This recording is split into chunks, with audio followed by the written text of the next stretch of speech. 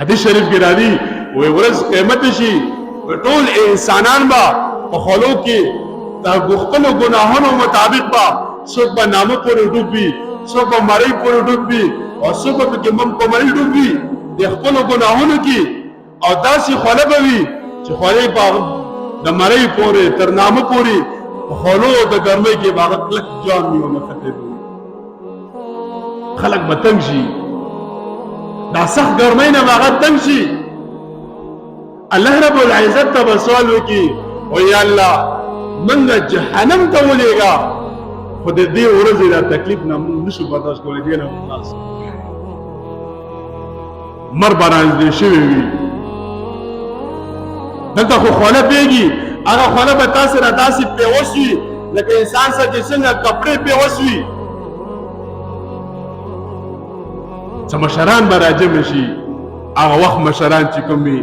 او د ټولو امتیانو قومونه به راجم شي سفارش چاله ویزو چې الله ته سفارش وکړي او الله رسه حساب او کتاب شروع کړي ځینې به پکې وایي ولاړ شي آدم علیه السلام لا هغه ته سفارش وکړي هغه به الله ته سفارش وکړي او الله رب العزت به تاسو سره حساب او کتاب شروع کړي آدم علیه السلام ځای به ورته وښایي هلته به ورشي آدم علیه السلام ته به وایي د الله نه سوال وکړه موږ سره حساب او کتاب شروع کړه حضرت آدم به وایي زه الله نه څنګه سوال وکړم دومره سخت ورځ به وي چې آدم علیه السلام به د الله نه سوال نشي کولی هغه آدم علیه السلام به ورته فرمایي وایي ما الله رب العزت د جنت کې د یو ونې نه زه منع کړم چې دا به نه خوري شیطان زه دوکه کړم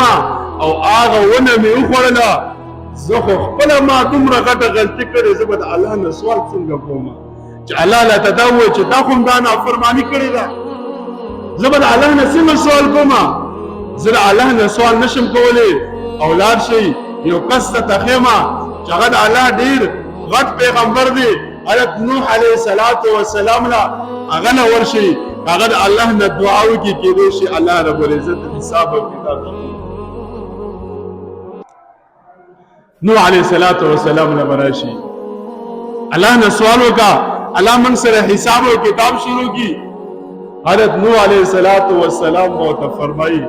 زه خپله ما یو ګناه داسې کړې ده یو غلطي مې داسې کړې ده چې زه د الله نه سوال نشم کولی ما خپل زوی دپاره د الله نه دعا غوښتې وه یا الله د دې زوی مغفرت وکړي ده ته ایمان ور نصیب کړي او دا دې کښتۍ ته موږ ته راوخېږي حالانکې الله ما ته ویلي چې ده باره کې به ما نه سوال نه کړي زه د الله نه اوس سوال نشم کولی ما خپله غټه غلطي کړې ده لاړ شه ابراهیم علیه السلام هغه د الله خلیل دی هغه د الله دوست دی او هغه الله رب العزت جلیل القدر پیغمبر دی ورشي هغه ته وویستئ هغه به الله ته سوال وکړي الله به تاسو سره حساب او کتاب شروع کړي کسان به راشي ابراهیم علیه السلام الله نه سوال وکړه موږ سره حساب او کتاب شروع کړي موږ ډېر په تکلیف کې وي ډېر سخت عذاب کې پراته وي ډېر په ګرمۍ او په خولو کې پراته وي موږ نور برداشت نشو کولی ته د الله جلیل القدر پیغمبر یې الله ته سوال وکړه چې موږ سره خطاب کړي ابراهیم علیه السلام چې دا واوري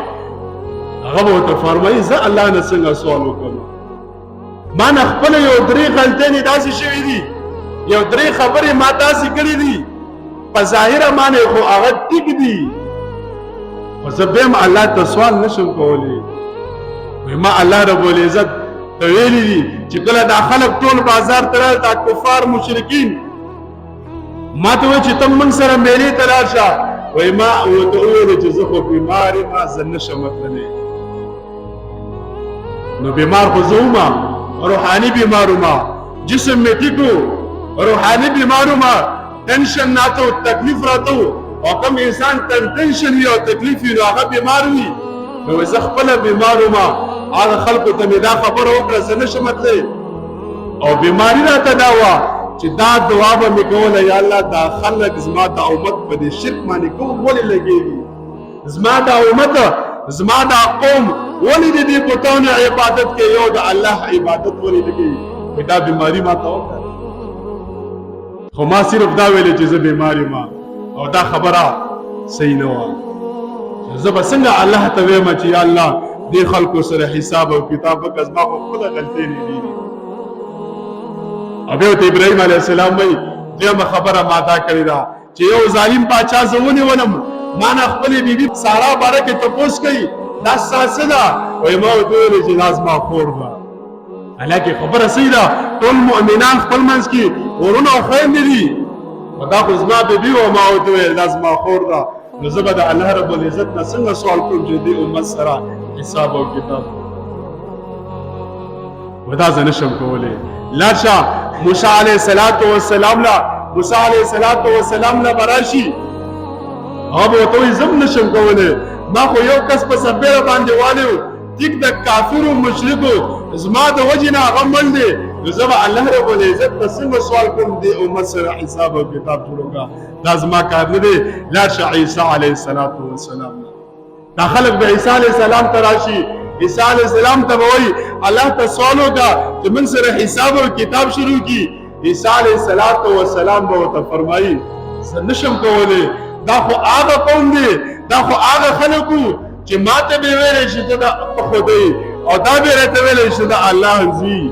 زه خو دا نشم کولی او که الله ماته وایي دا قوم تا په دې باندې تا په خپله لګولي نو زه به الله رب العزت ته څه جواب وکړم دا زما کار نه دی یو ځای دی هلته هغه ځای ته خیر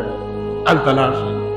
هغه کس به ستاسو سفارش الله ته ورکړي دا د هغه کار دی و چېرته لاړ شو وایي محمد صلی الله علیه وسلم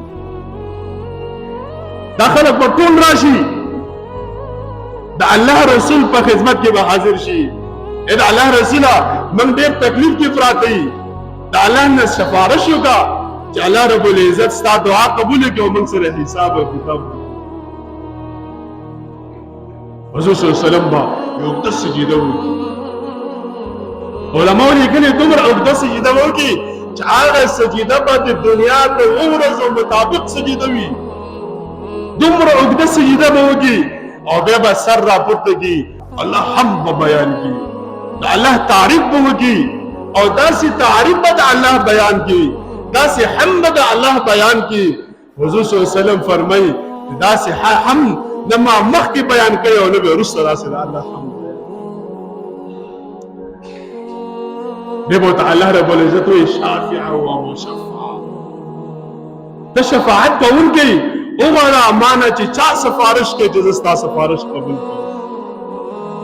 حضور صلی الله علیه وسلم به ورته وایي یا الله دې قوم سره په تکلیف کې دي یا الله دې سره حساب او کتاب شروع کړه نو حضور صلی الله علیه وسلم ته به وایي چا دې شروع کړم اول ما له کسره کا چې چا نه حساب او کتاب شروع کړم ټولو نه به اول د حضور صلی الله علیه وسلم امت حساب او کتاب به شروع شي او ټولو نه به اول د حضرت ابوبکر صدیق سره حساب او کتاب کوي علماء لیکلي دي دا حساب